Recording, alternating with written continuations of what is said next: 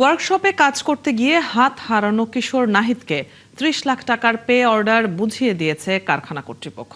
আদালতের নির্দেশে ঘটনার ৬ বছর পর ক্ষতিপূরণ বাবদ এই টাকা পেল নাহিদ।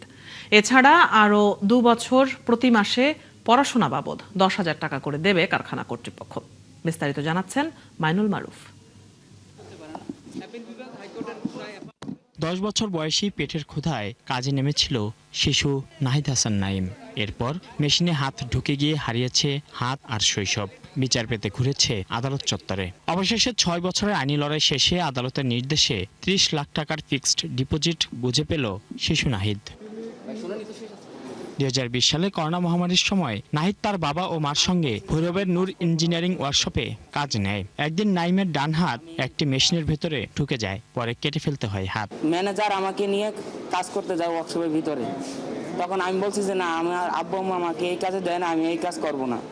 তখন আমাকে মারধর করে যখন কাজ করে তখন আমার মেশিনের ভিতরে ডান হাতটা চলে যায়।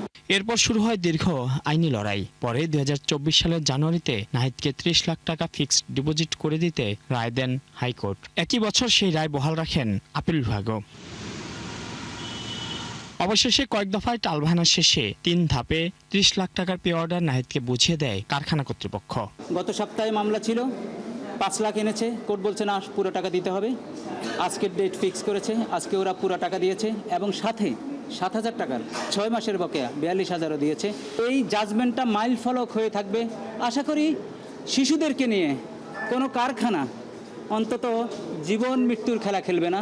আদালতের রায় অনুযায়ী টাকা পেলেও প্রাপ্তবয়স্ক না হওয়া পর্যন্ত তা খরচ করতে পারবে না নাহিদ, থাকবে ফিক্সড ডিপোজিট হিসেবে। আর নাহিদের পড়াশোনা চালাতে ১৮ বছর বয়স পর্যন্ত তাকে মাসে ৭,০০০ টাকা করে দেবে ওয়ার্কশপ কর্তৃপক্ষ।